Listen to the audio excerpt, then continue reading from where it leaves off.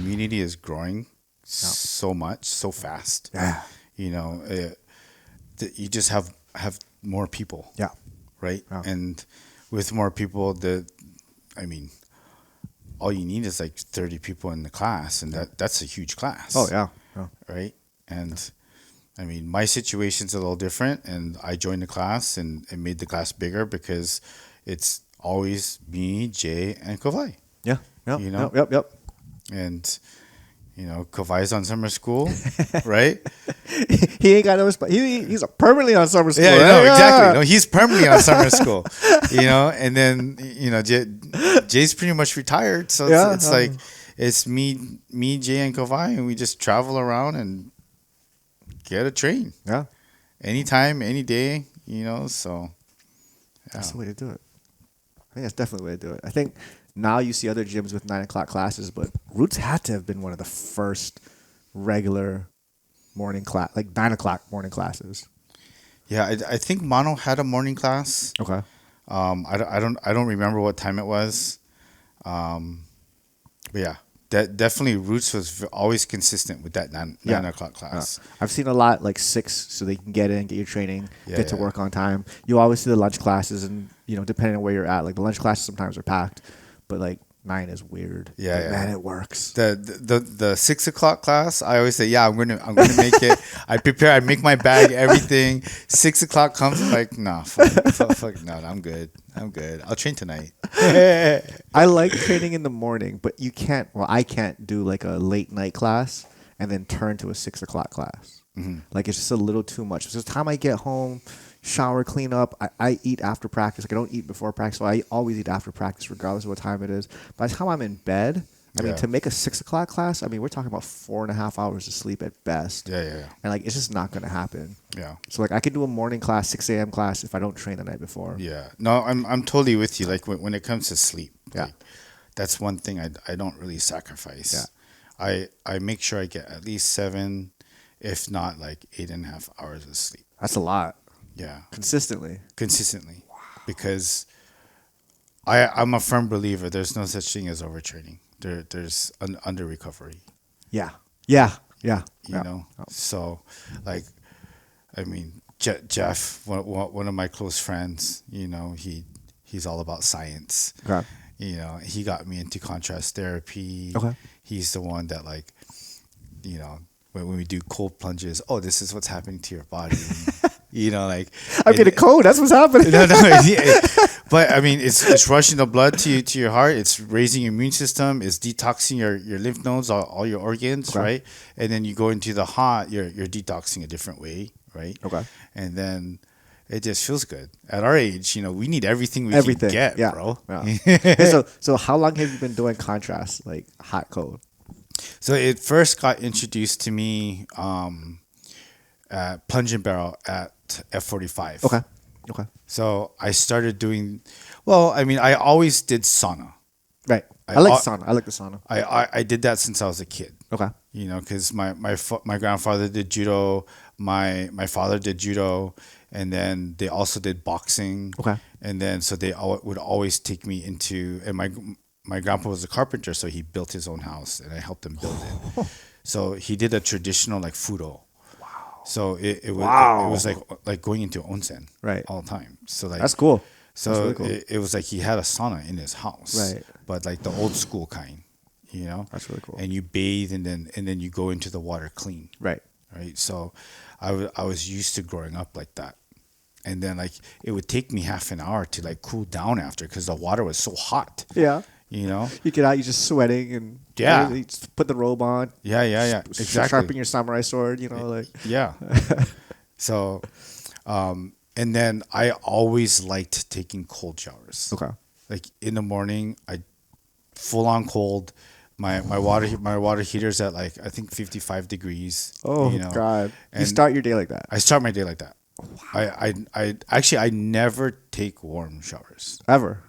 Wow. I always take cold showers. Okay. And I just like it. It's just what I like to do. It's weird. I hate the cold. I hate the cold. I guess I don't mind it because I lived in California for it was 17 years before I moved back home here. Okay. So the cold weather didn't bother me. I did love the weather out there too. Yeah. And then when I first moved here, it was I have a family house in Kaneohe. Okay. And growing up here, you learn a lot about the culture, and For sure. rain is like a blessing, Yeah. a cleansing and everything. Yeah. But for me, it's like too much of anything is not good. and bro, it rains so much in Kaneohe to the point where I was just like, can it just be sunny today? You know what I mean? You guys, it doesn't stay rainy though, right? Like you get It does. like all the time. No, like some days, like it's so beautiful. It's not like Hilo bad.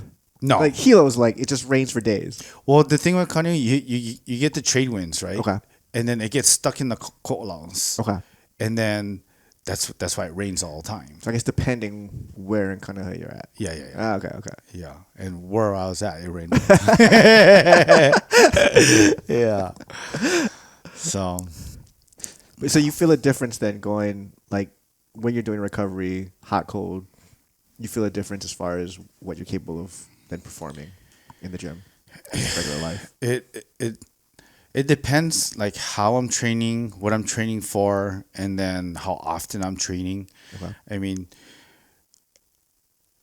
Kawai, everyone knows Kawai, right? Like, brought us, 18 years old now? No, 17 years Still old. 17. I talked to him this weekend. 17 years old. And, I mean, he trains 3 times a day. Yeah. You can't do that. No. You're a little older than him. Yeah. So I have to rate my training. Yeah. Right. So like I can go hard one session, and then the other session I'll teach or something. Okay. Or like I'll just go. I'll stretch. I'll do the drills. Yeah. And then I just won't do the randori part, the sparring part. Okay. Yeah. Yeah. And if I do the sparring part, I'll do specific stuff that I want to work on, like just defense. Okay. And my goal is just don't get submitted. Right. Right. And then so I'll rate it from like 2 to 3. Like I will get my heart rate super super crazy. How many sessions do you think you get like in a week? Because I'm moving, I'm training every day. Oh, it's a lot. Yeah. Oh, but I'm normally like I would probably train maybe 3-4 times a day. I mean, 3-4 times a week. Like a professional athlete over here. 3 times a day. 3 or 4 times a week. Okay. But then again, when like for example, Kiko Collective, we had the mat space. Yeah. Right. Oh yeah. So they made it super convenient, and just then right there. And then I would just like look at Jeff, and Jeff would look at me, and he would be like, "Yeah." And we'd just go drill. What a great job, man! Let's go. You know what I mean? So it was super convenient. And then Jeff would go and do his study at workshop, or like he would do his contrast therapy, and then I would go train judo or do something else. Yeah.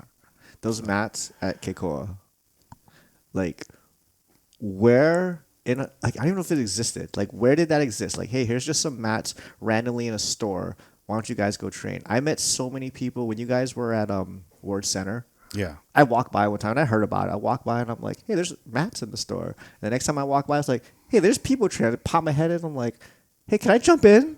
Like, it was so foreign. So in my head, it was so revolutionary. I'd never seen anything like that. Like, how did you guys decide to just open your store? Because like, I have the first 3 or 4 times I went in there, all I did was train. I don't even know if I bought anything. I'm like, oh, there's mats. I'm going to just roll. Yeah. How did that become a thing? Because that is a huge concept now. Yeah, hats off to Dewey for that. That was all his concept. Wow. And it brought a lot of people in. Yeah. Because back in the day, you would have to be at an academy. Yep. You would have to pay a mat fee. It was all about money, politics, sometimes power. All that. You still see that, It still exists. And then people would come in and like, oh, I can train here? How much does it cost? It's like, nothing. It's free. Just sign this waiver. Yeah. So if you go flying through the window, like, we're not responsible. You guys did have it right by the window. We did, yeah.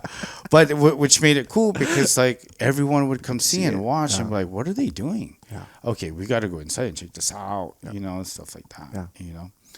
So, and then we ended up moving to a different location, and then different location, and now here we are today.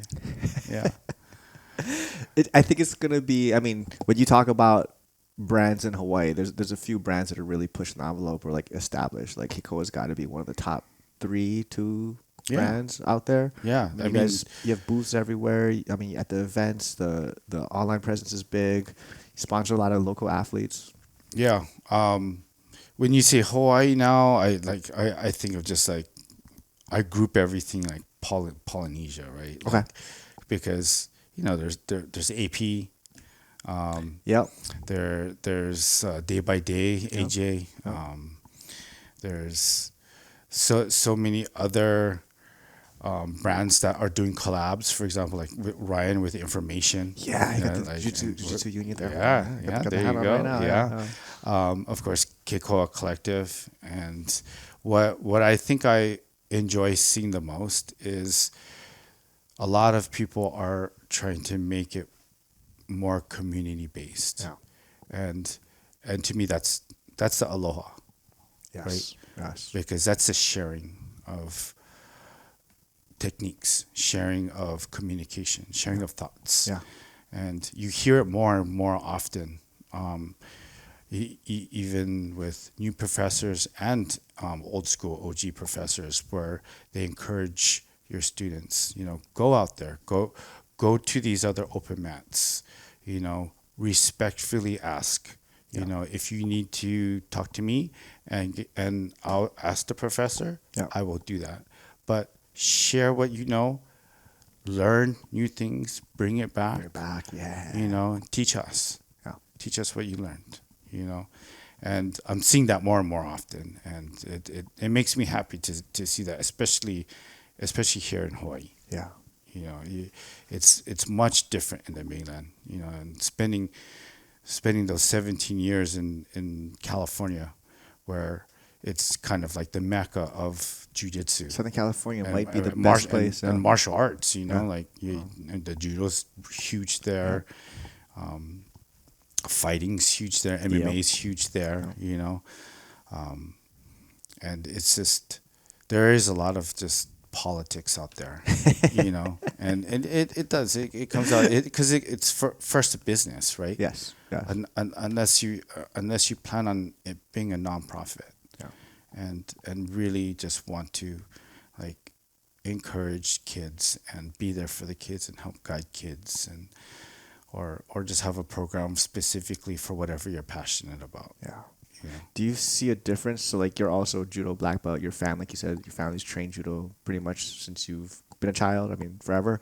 Do you see a difference with judo, where a lot of those are nonprofits or not-for-profit type organizations versus jiu-jitsu? And then, is there cross training in judo like that?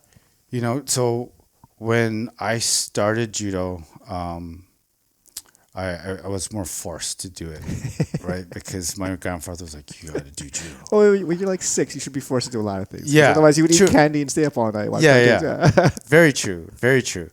And then, but I didn't only have my grandfather; I had my father saying, "You got to do judo." And then so I was like, "Okay, I'll do judo," but I was always like searching for something that was my own, right? You know, because.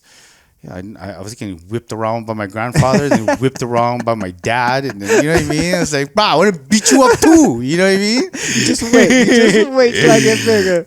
And then that's what actually got me more interested in the newaza part, right? All the mat work. Yeah. And then I found myself like giving them a hard time with the newaza part. I can do something here. Let's get it here. Yeah. So I got interested into jiu-jitsu, and then my dad was like, "Okay, here's the deal," because I was still young. Okay. How old are we talking? Maybe like 19, 20. Okay. You know? Okay. And then he's like, "Here's the deal. You can start cross-training into other areas, but you have to still do judo." Oh. Because he, you know, one thing that he grew up on too was Aikido. Okay. and it was like very hard style Aikido. Okay. And the sensei, OJ sensei, he studied right under Mochizuki sensei. So and he was on the Swiss national judo team. So a lot of his Aikido is judo based. Okay. You know, so it translated really good into my judo. But yeah, back to your question is, what was your question? The similarities or differences, and then like the cross training. Yeah, so the similarities that I see, as far as like judo and jiu-jitsu, the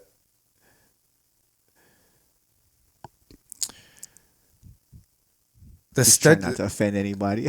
yeah, well, I'm trying to think about like,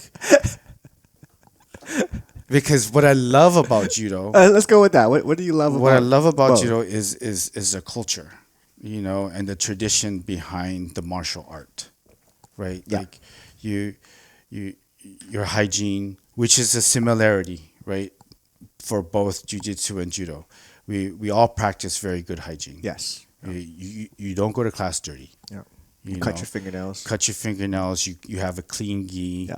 right? And then you'll get your own system where like you'll change out. You'll put clean clothes on. You know, Yep. maybe you'll wipe down, or maybe you have a spray, or maybe you just go straight home and you shower up. Yep. Right. Same thing with judo, but what I want to be able to preserve is that culture where, you know, you don't walk around barefoot. You know, you always have footwear. You bow on the mat. You bow off the mat. You know, if you're late, you sit on the edge of the mat, and then you do your own what we call mokuso, which is you sit in seiza, and then you clear the chatter out of your mind, and so you can become present, not only for yourself but for everybody. Yeah. And that allows you to go deeper in that, into whatever you're studying, whatever you're working on. Yeah. And even in the beginning of judo class, we do a seiza mokuso. Yep. Yep. You know, and I think that part I miss with jiu-jitsu. Yeah. But then there is a lot of things I love about jiu-jitsu too, because it's fun, right? Like Right. you don't go into a judo dojo and you hear like reggae music playing, right? It's just silent. Yeah. But the ki, where the mind meets the body, you know, that silence of, you know, and hearing everyone train hard, and then doing the uchikomis, you just hear da da da da da da da da da, and then nage ba. I love right? what you call me. Like, why don't we do that more? Like, the entry to the move, right? Why don't we do that more in jiu-jitsu? Yeah. Sorry, continue. No, yeah, I mean, and there are a lot of places, you know, especially with the old school professors, because the old school professors, for example, like if I could think of someone right off the top of my head, Niza. Okay. You know, he's a judo black belt too. Yep, yep, He's a jiu-jitsu black belt. Yep. You know, and his judo is not good. It's great. You know, I train my second home for judo is Honolulu Judo Club. Okay. It's in Kelike. Okay. And he came. He's come multiple times, and it's just nice to see like how he teaches, because he teaches his jiu-jitsu just like he teaches his judo. Yeah. You know, so that discipline is still there. And not to say that other academies, other jiu-jitsu academies don't do that. You know, they do still instill the discipline, just in different ways. There's something to be said about that, like not quite static drilling, but not the full move, like just the small portion of that drilling. That Yeah. Judo is like you said, right? You get 10 entries, one throw, right? Mm-hmm. And I think we can get into the drilling versus the eco discussion. Yeah. But you have to have some of it at certain points in your journey to like really hone in on like getting great at something. Yeah. It's like Bruce Lee said, right? Like, yeah, I rather train one kick what was it, 10,000 Yeah. times, then Yeah. 10,000 kicks one time. Yep.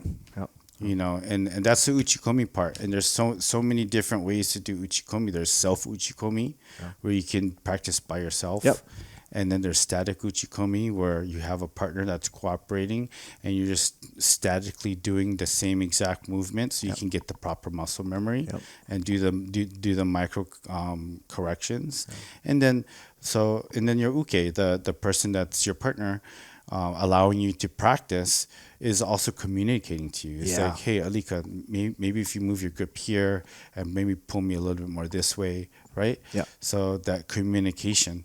And then you have the dynamic uchikomi, which is endless. Like, it's back, far, side, diagonal, moving. And then you go into combos, right? Yep. So it's endless. And that's what I love about the study of martial arts. It's like, you're never going to master it. Yeah. Never. You're just going to get better. Yeah. Right? And then hopefully, if you study, like, for me, my study is like for life.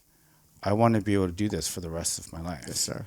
And I want it to also translate off the mat as well. Yeah. You know, so now I'm at the point where, you know, I'm getting older. So Only now you get it out. Yeah. I mean, mentally, I'm still a child.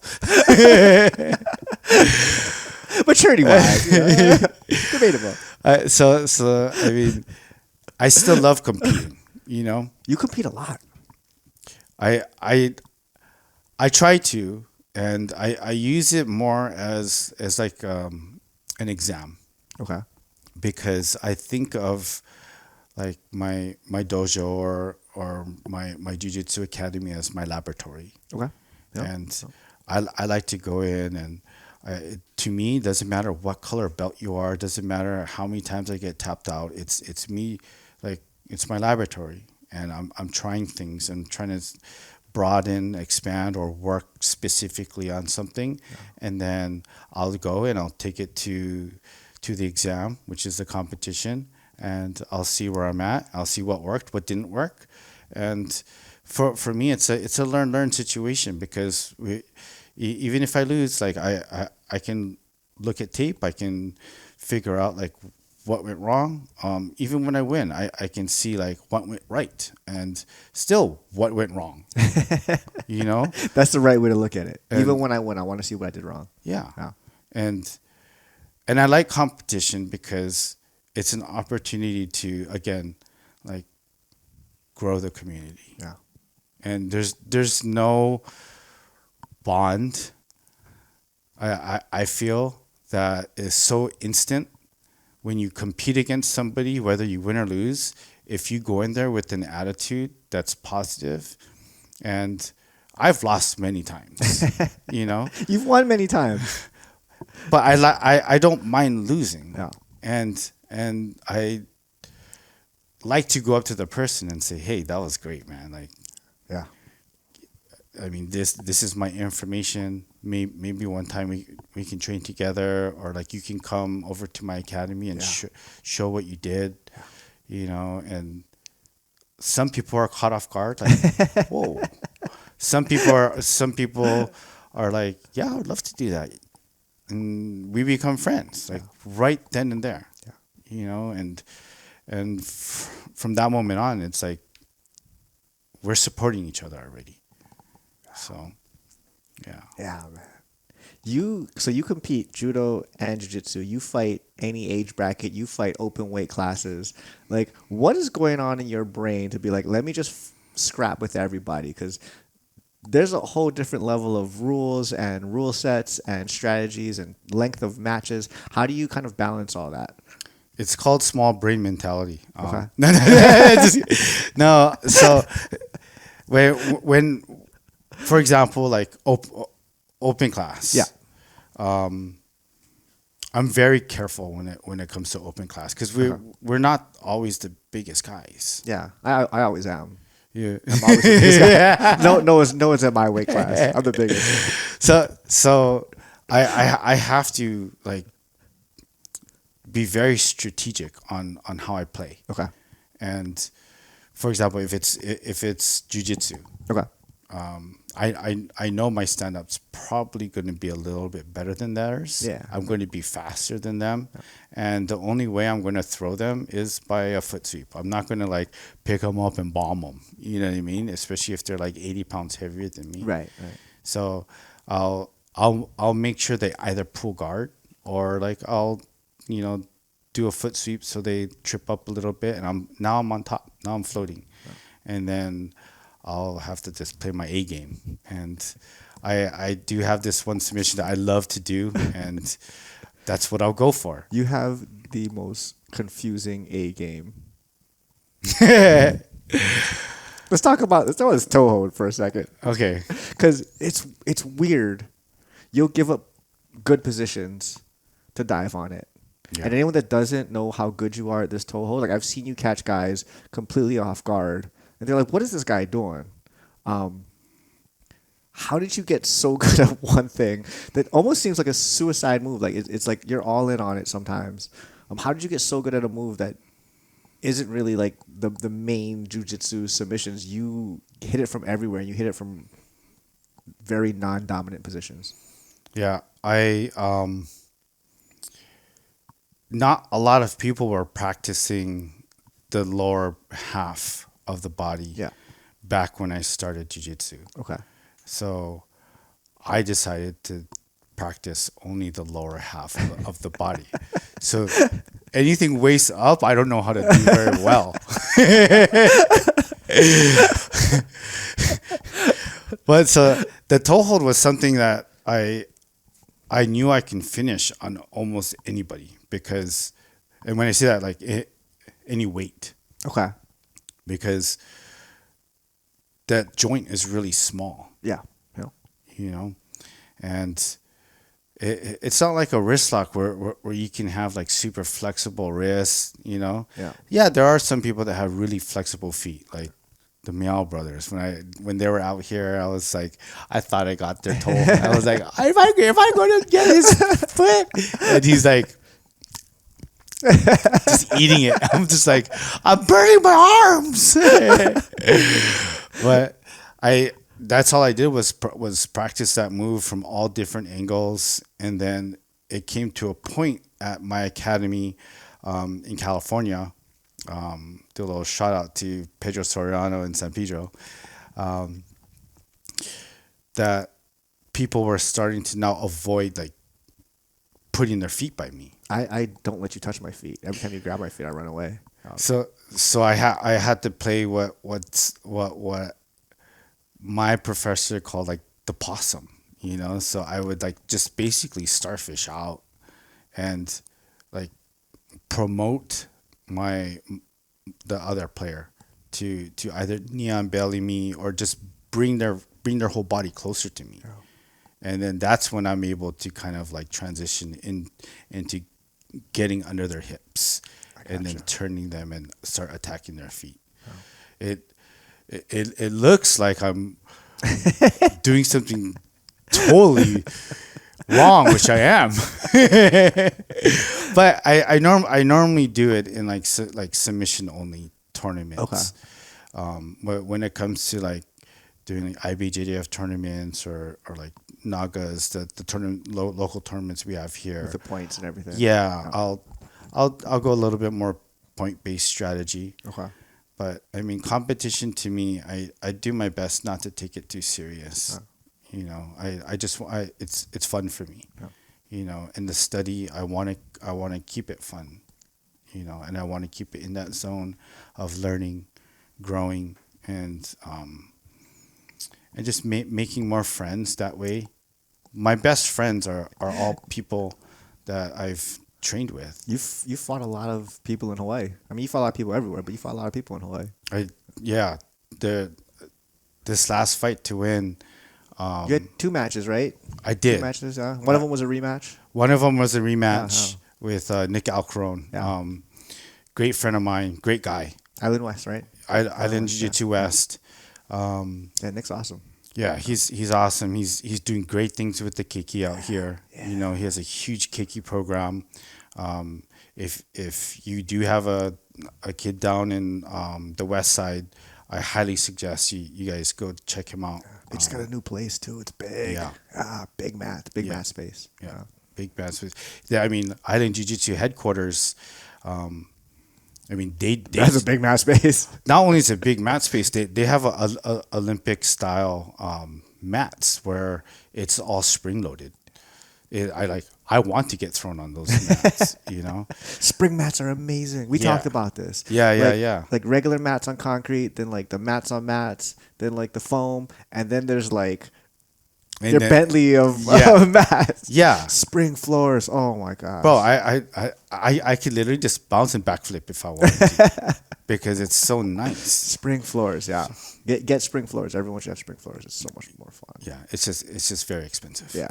Yeah, if we had limited money. I think every spring is like $10, and you need What? Yeah. Oh They're they're not cheap, and then you need, I think it's like 9 springs or is it 12? It's 9 or 12 springs per tatami.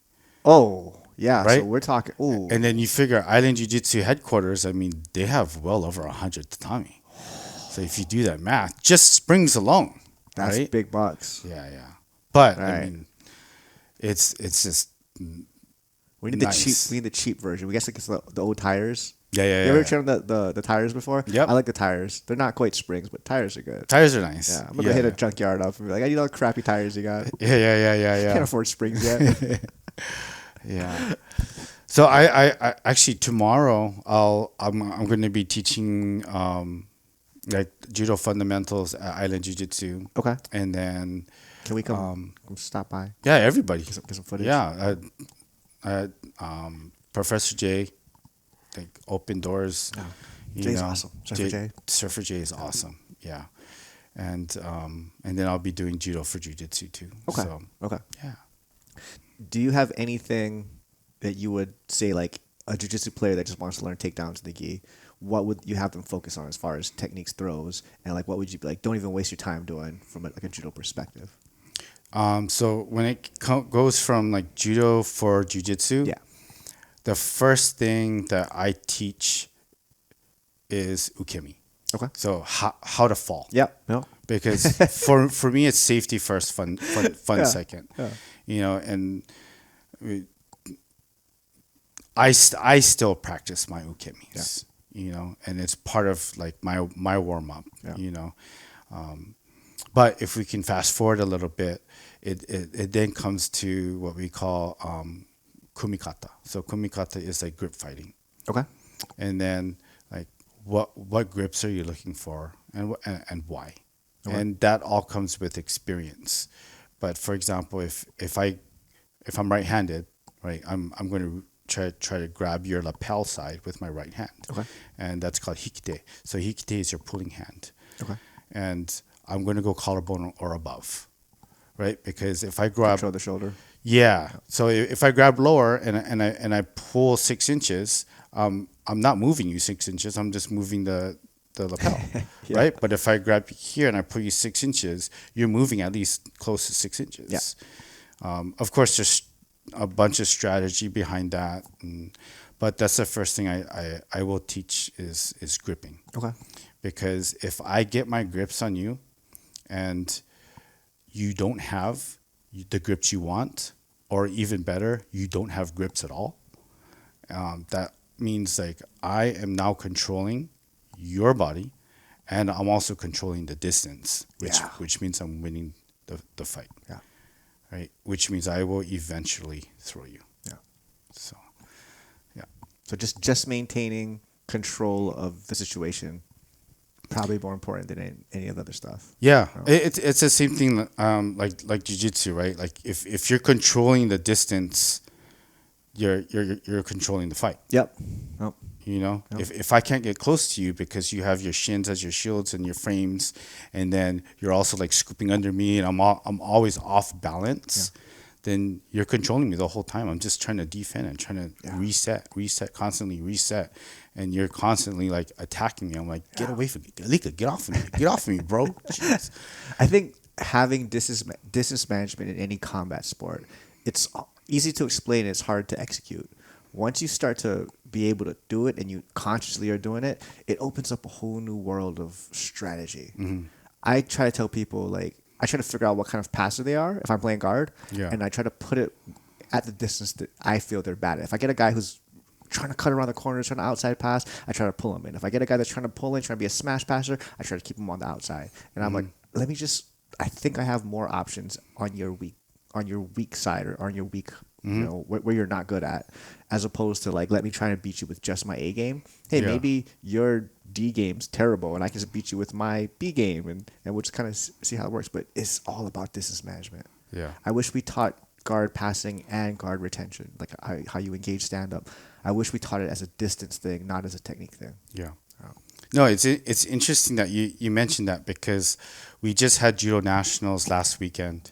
Okay. And I was coaching a bunch of my students, and there was one student that she had a little ring rust, Okay. So but she's really good, and she's a double black belt. She's a Jiu-Jitsu black belt and a Judo black belt. Wow. And I knew the other players that she was playing, and I was like, I think you can do really good in this bracket. Just gotta listen to me. Because all you gotta do, just listen to what I'm gonna say. Please at least try this, and then do whatever you want after that. Because I wanted that player to go in, try to grip fight, see what kind of grips that her opponent's going to grab, right? Yeah. And then move that player around a little bit, see how that player moves, and then immediately go for a false throw. Okay. And get it to the ground. Get it to the ground. Okay. See how they move around on the mat. It's not going to be better than you're black belt jiu-jitsu, right? Yeah, you should be okay. And then they'll mate, which means in judo stop, right? And then stand you back up, and then boom, you have a full idea of like what their strategy is, what they're looking for, how they move, how they grip, what their newaza is like, and then go full blast. Yeah. But she just went in and was like, I can throw you, and got bombed. And I was like, being able to like analyze your opponent real time, never spar with them, never seen footage, and being able to read them real time and figure them out, like that's a skill. Like you compete a lot, but you also train with a lot of different people, so you've like inherently kind of built that over time. I train at a lot of different places. I travel, so I'm always like, everywhere I go, I'm like, let me just find a gym. So I've learned how to read people relatively fast. How would you teach that to somebody that doesn't have those opportunities?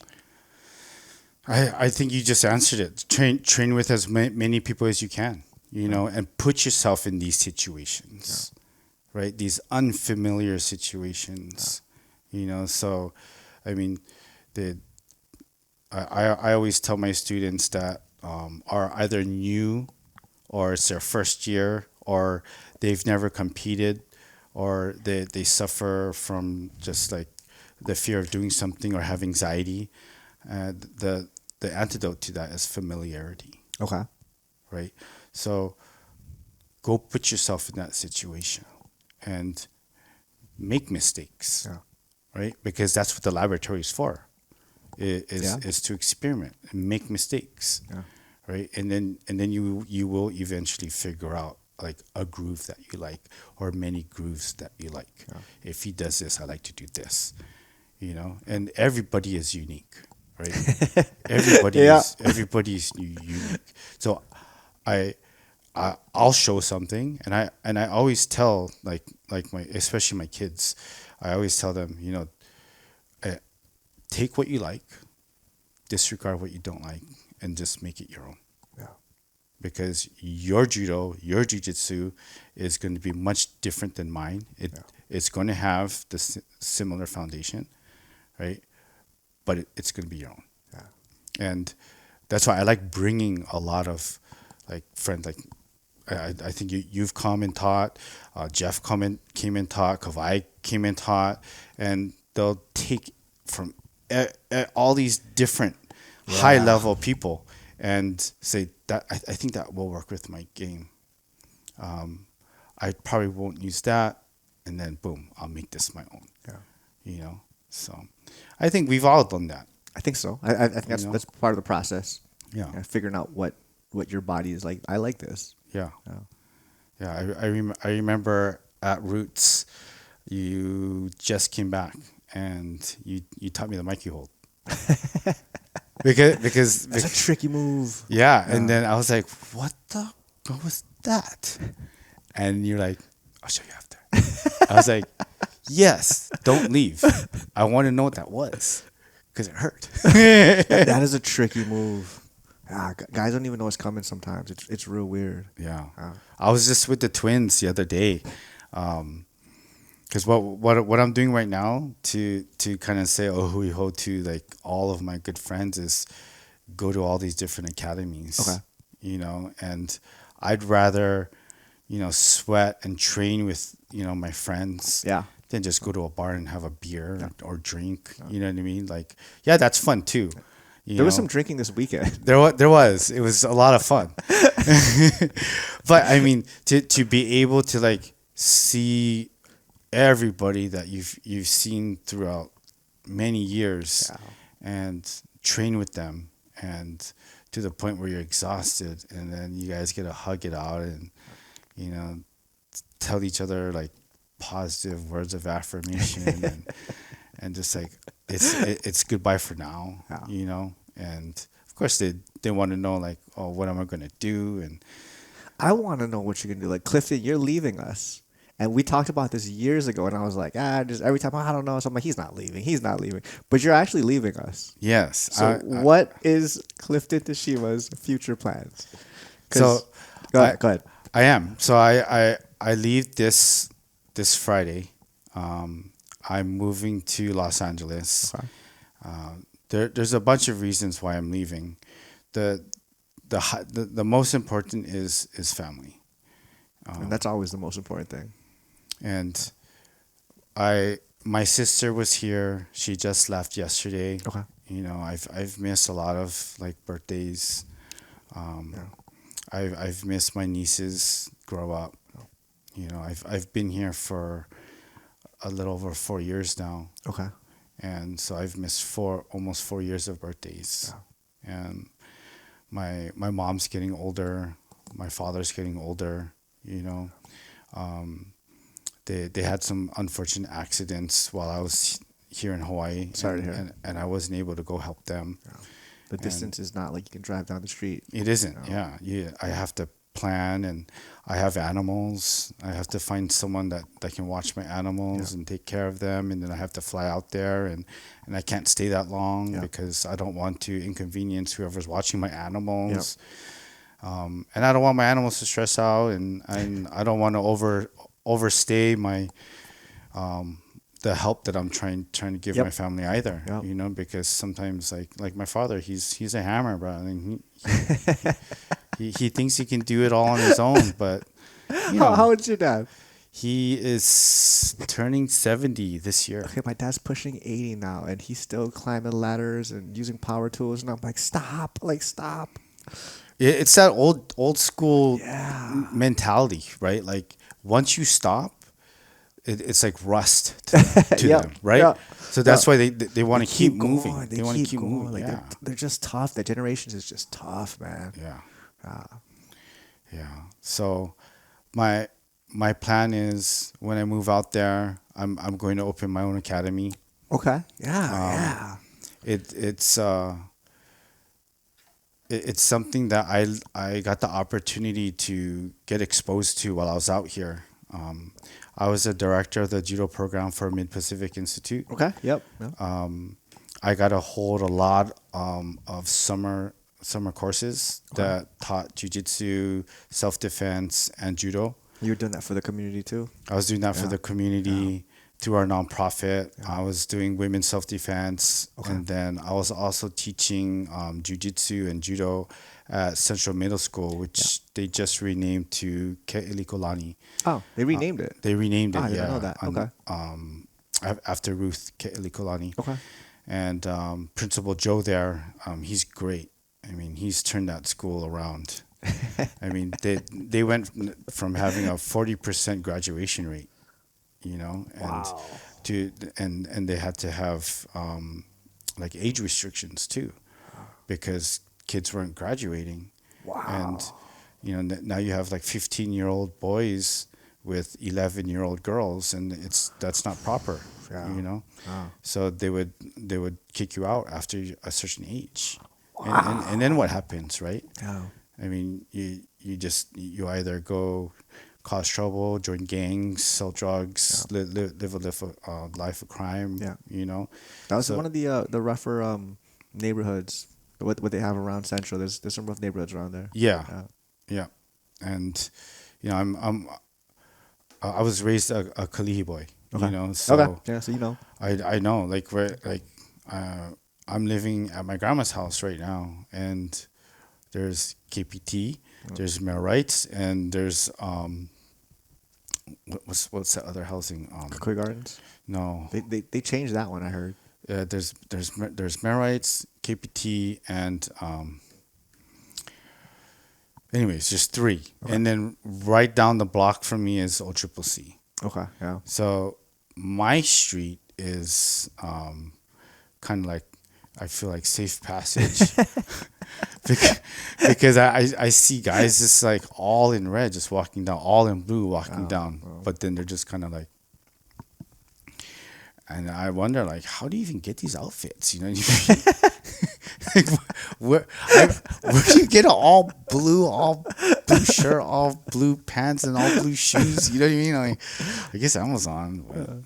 The color coordinating good at least. Yeah. They got some style.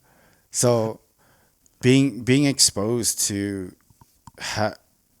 like teaching and guiding these younger generations, you know, middle school through high school, and sometimes even younger when we were doing these summer programs, you know, we took as young as like 7 years old. Okay. Wow. Yeah.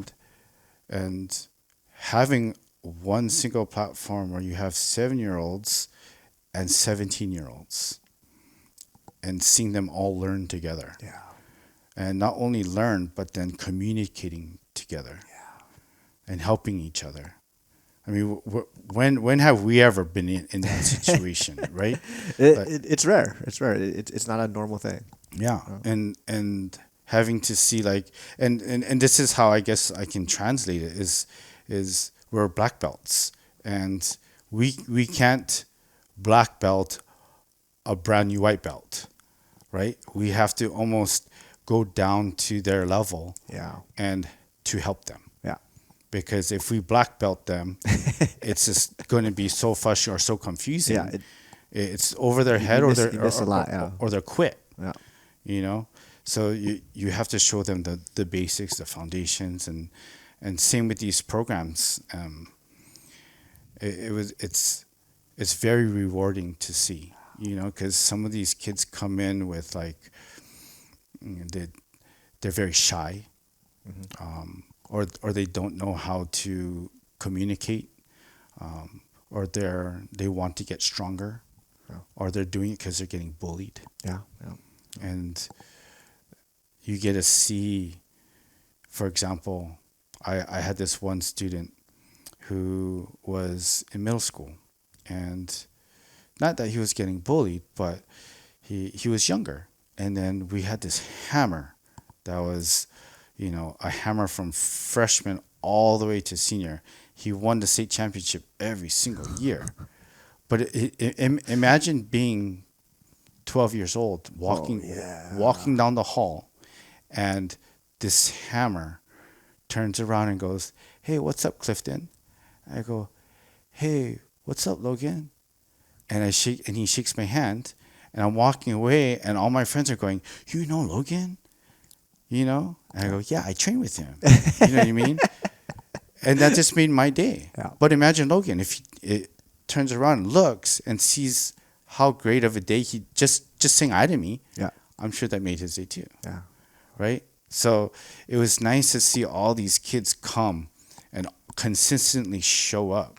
Like this was my third year Okay. at Mid Pacific, and we had almost perfect attendance. Wow. And we had 112 kids this year. Wow. And when I first started the program, we only had 30. That's crazy. Yeah. Good job. So Really good job. I mean, I had a lot of help. I mean, Josuke Tanaka, you know, was one of our head coaches. Okay. We had Sarah Watanabe, Okay. Jeffrey Wang. Yeah, so we had so many people, and then I was also allowed to invite other people to come and help. That's nice. So it's something money can't buy. Yeah. You know, it's these kids that come back after they graduate and, hey, sensei, can I help with the program? You know, or they'll send me an email or they'll call me and they say, oh, how are you doing? You know, or Changing people's lives. or the parents will call me. Yeah. You know, and say, hey, I just, you know, Baba's doing really good, you know, in school. He wanted to say that he really misses you and to let you know that he's coming for summer. He's focused on finals right now. So, Right. But I wanted to, you know, please, you know, if you can come over for dinner. You know, I'm like, That's awesome. Yeah, sure. You know, so. That's amazing.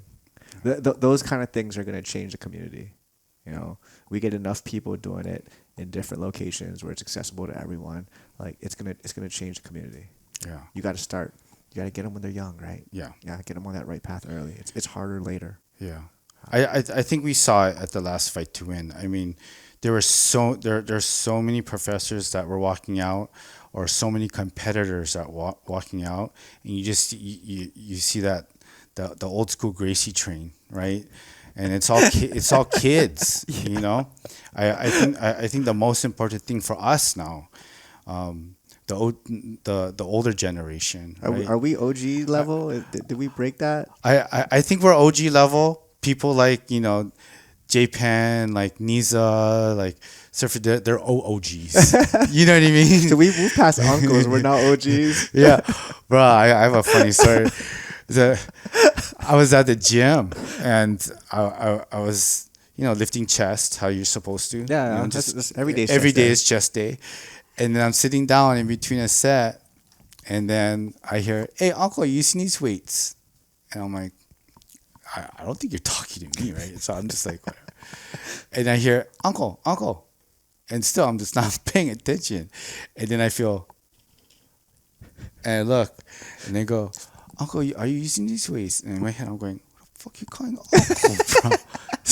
Maybe that was my first uncle, and so I went home and I was like, the whole drive home, I was like, I'm uncle already. Oh, yeah. So yeah, you gotta embrace it. No, I am. And then so like I got it more and more, you know. So familiarity, you know.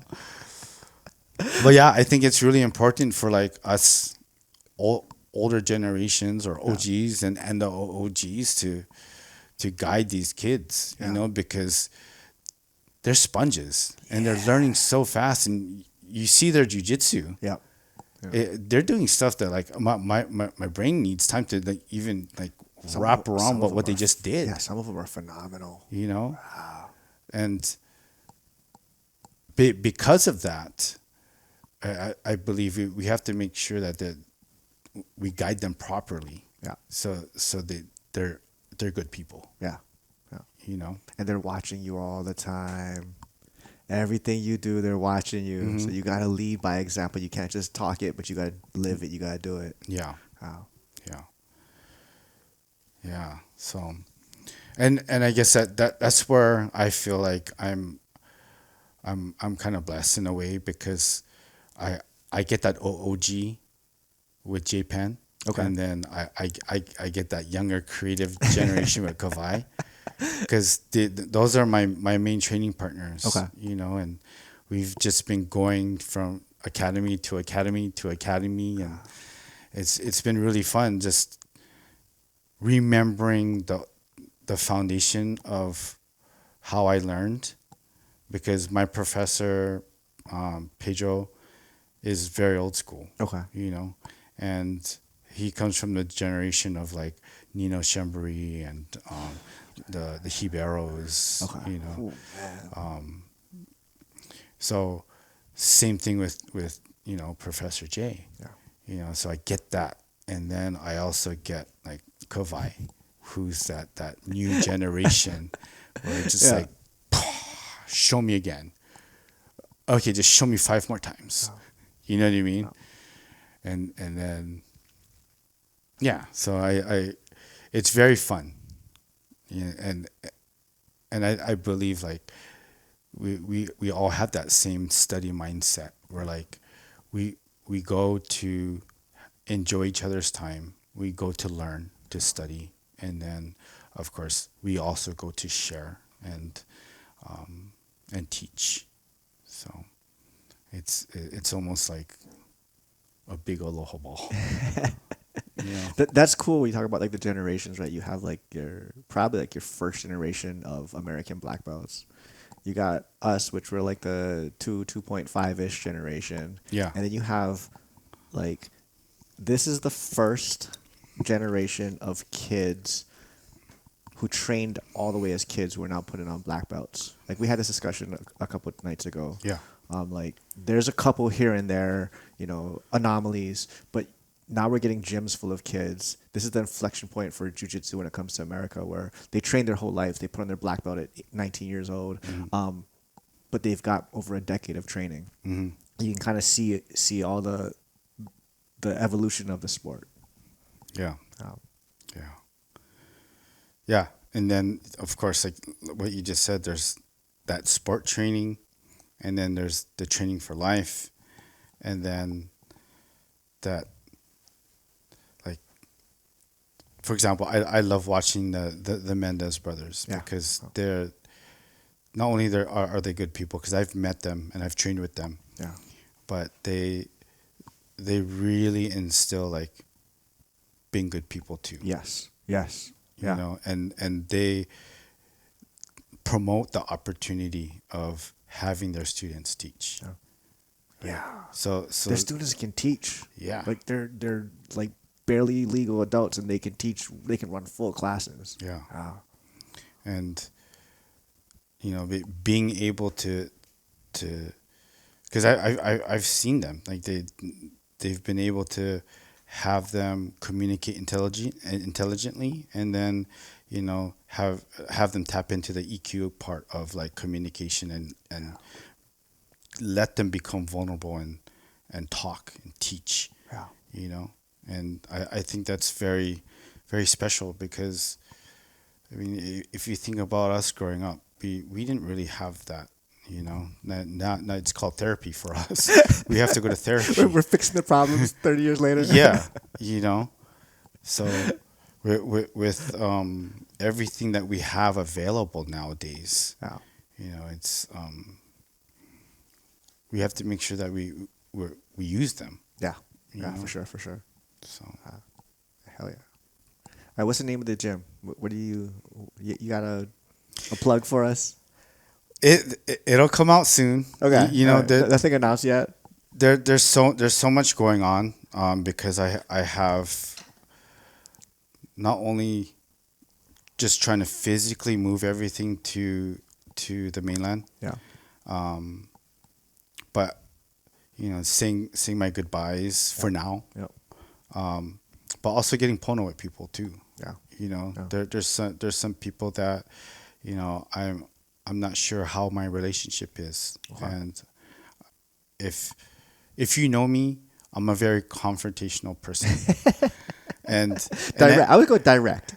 Well, I like to say confrontational because I take it in a very positive way. Okay.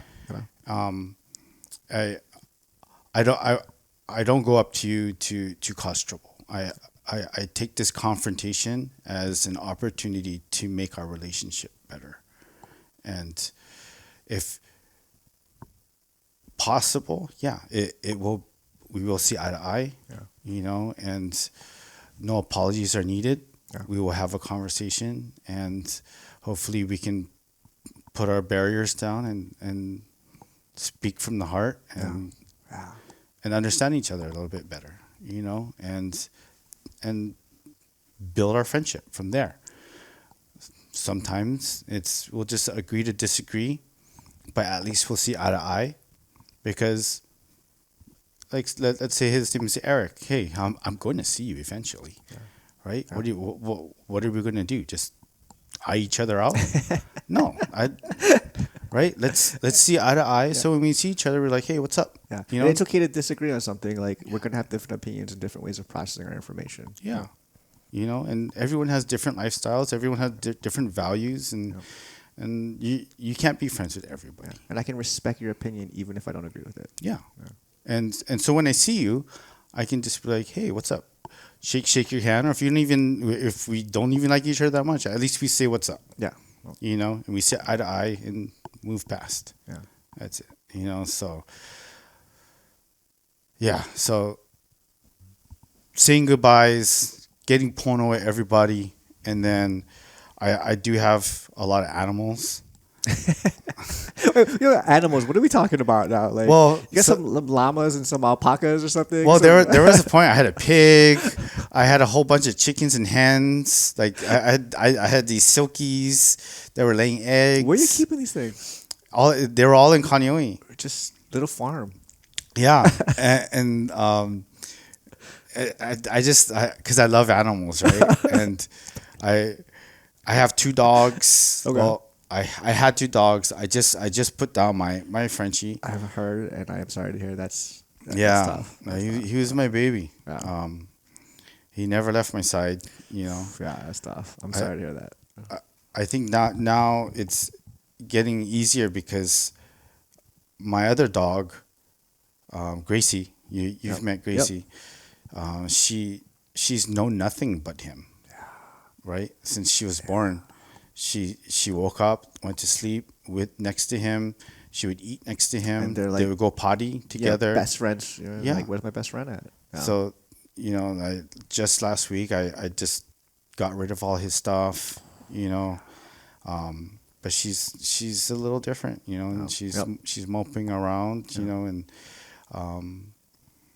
thank you to Professor Joey. You know, he loves dogs, and so I would take Gracie to Roots every morning. Okay. And that was the first time I saw her wag her tail. You know, and all the boys over there, The attention, I think yeah. they all have dogs. You know, and then even Joey was like, "Hey, if you ever need me to watch your dog, I'll watch your dog." You know, and so That's cool. it's one of her favorite places to go. Yeah. You know, so it also helped me cope a little bit too, because I had to switch gears and like take care of her. Yeah. But like now moving all everything, not only just my physical things, but like my animals, because they're my priority. So like this Friday, I'm taking my cat, Okay. and then I'm gonna come back, and then I'm gonna grab my dog, and then I'm gonna bring my dog, and then It's a lot of flying. Some freaking flyer miles on this. yeah. Oof. So yeah. That I think that's the hardest part is getting my animals over. Yeah. You know, I haven't even found a place to live yet. Ooh. Because- Wow. You just Because Tank just passed away 2.5 weeks ago, and just thinking about finding a place that would allow me to have two animals. Right. And then now it's a little easier because I just have to find a place that will allow me to have, you know, a dog. right. You know, someone else is going to take care of, take over. I'm rehoming my cat. Okay. So yeah, I do have family there that I can rely on and temporarily live with until I get my feet on the ground, and then hopefully I find a good location for commercial property. I have an idea of where it's going to be. Okay. It's going to. I'm looking Gardena. Oh, it's nice out there. Yeah. Yeah. Like 15 minutes south from LAX. Okay. Yeah. Oh, that's And nice. there's a lot of middle schools, a lot of high schools there. Yeah. You know, because I want to make it an after-school program. Okay. You know, I want to create that safe environment for these kids, because it's an underprivileged area. Yeah. Have you spoke with any of the schools out there? So my main judo dojo is in Gardena, Okay. and then my jiu-jitsu is in San Pedro. Okay. So I'm already in communication with my professor. Of course, he wants me closer to him. Right. And then my judo wants me closer to Yeah, them. yeah, yeah, yeah. You know, Your and commodity. so In I demand. I'm trying to let them know like this is my idea of what I want to do, Yeah. and this is the whole purpose of why I'm moving. I want to have something of my own, Yeah. and I want to do this for the kids, you know, and I want to create this almost like a center for these kids to belong, you know, and then feel safe. So whether they walk from school to this place, ride their bicycle, or catch public transportation, so the parents can know their child is safe, Yeah. you know, School gets out and they'll be here. and they'll be here, Yeah. right? And then so when they're at work, they can just come and pick them up, Yeah. you know. And then I will have adult classes, but you figure, you know, people normally finish work 5:30, 6 o'clock, Yeah. you know. So adult classes will start at 6, Yep. and then boom from there. Yeah, I think you get the classes starting right when school gets out. And you get them in there from whatever 2:30, 3 o'clock till 6 when the parents are done, and it changes the dynamics of everything. I know where my child is at. They're in a safe environment. They're learning something productive. Yeah, Versus like, what are they doing? Who are they with? Like, Yeah. what kind of trouble are they getting into? yeah, As you know, you grew up like, exactly. if I had nothing to do, like, oh, we're getting into trouble. Yeah, Right? exactly. Elika, what you doing after school? You like go tagging, you know, Right, what I mean? right. Right? Like stuff like that. Or, oh, now I'm going to my girlfriend's house. You know what I mean? The parents are home. That's why. Yeah. I mean, that's how young minds work, right? Yeah. Yeah. So, I'm really excited for that. It's just, I feel like I'm balancing a lot of things, and time is like running short. You know, like how you said. Oh, I feel like you've been saying I've been leaving. I've been planning my leave, right? And then now, like we're talking, and it's literally like in 4 days. 4 days you're gone. It's in 4 days, you know. The Hawaii community is gonna miss you, man.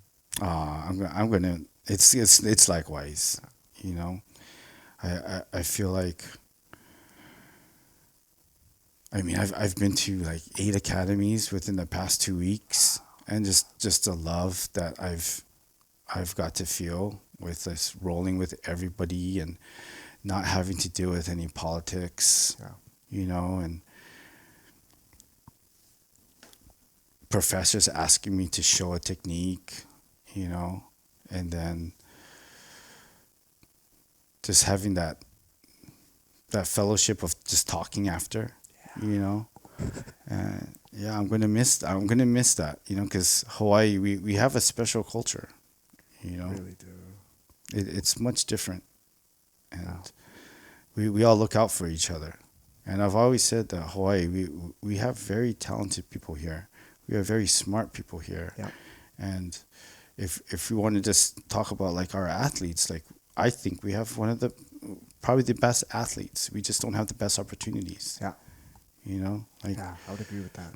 I mean, to send, you know, some of our younger generation kids that are amazing. You know, it costs thousands of dollars just for them to fly out there, Yep. have a place to stay, food, all that, and then to come back, right? And then sometimes if they're doing an IBJJF, and it's one and done, Yeah. right? Yep. And that was $3,000. Whereas when I was living in California, I was competing like twice a month, right? Drive down here, fight. Yeah. You sleep in your own bed that night. Yeah, because I lived in Torrance, and I would yeah, and driving to the pyramid was like 20 minutes, right? You know, I can do all these different LA Open, San Diego Open, you know, and then go hang out in San Diego for a couple of days, you know. So it was super easy. I used to red eye out, land that morning, fight, red eye back to save money. And then I finally made some friends in a couple places, so at least I could spend the night at their house or sleep in the gym to get like an actual night's rest. And I'm like, that is totally the optimum way to compete, right? Like no sleep. Yeah. But there was no other way to do it. I mean, it's just so expensive. Well, what you should have done, because you're a pilot, just buy a plane and just fly yourself there, and then get everybody in Hawaii. Get everybody in Hawaii and say, "Hey, everybody, just chip in $500. I got you. It'll be a cargo plane." I've actually fought tournaments on layovers. So you would work to fly somewhere, knowing those tournament, like land, change, go fight, and then go back to work after the tournament. Yeah.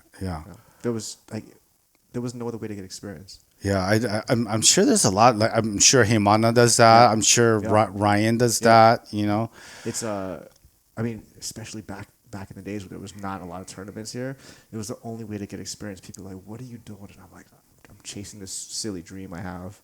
Yeah, I mean, it's not silly. I mean, because you compete a lot too, and you know, like after you do so many, triple crowns, you do so many nagas. I mean, you end up playing the same people over and over and over. Yeah. Right, which is why we just do the open, so we can at least play someone different. You know what I mean? And hopefully we just don't get injured. You know, or just go one weight class above, so you can just play different people. Guys. You know, so. Yeah. Getting the kids more chances, getting the young generation more chances to get those competitions, and it's going to be huge. Yeah, bro. Man, you got anything you want to talk about?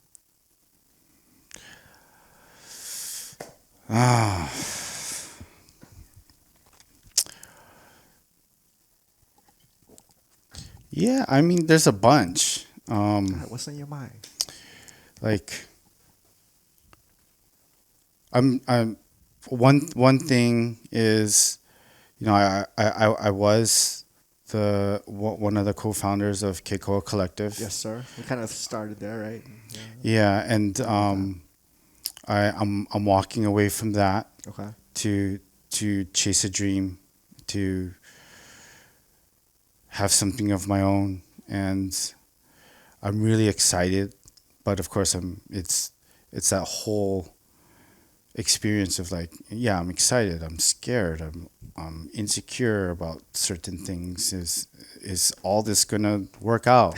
You know what I mean? And and I'm trying to take things one at a time. And right now, it's like my dogs. You know, like my dog and my animals, and just getting them over there. And then like all my tangible things, I don't really care about too much. Okay. You know, there are certain things that I need, right, as far as like I need at least a few outfits. You know, some underwear. Yeah, some underwear. You know, it's funny that we're bringing this up. Like I had three totes full of geese. like and it said, and I wrote important necessity. Yeah. Do not lose these ones. My clothes you can throw out. I don't care if you lose my clothes. My geese, do not lose my geese. I need to stop. Yeah. But so there's that part of my life, you know, that I'm going to miss that lifestyle. You know, being part of that whole movement with Keikoa Collective, they did such a great job. We did such a great job, and they're still doing such a great job with the community.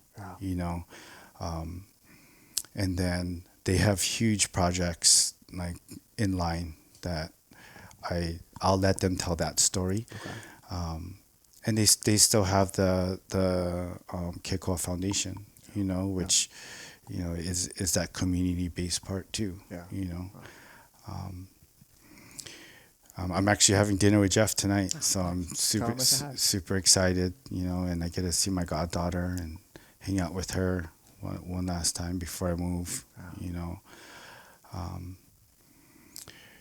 and then just if I could just tell Hawaii, you know, thank you for everything. I mean, we're so different, you know. Our culture runs so deep, and it's something that you really need to experience.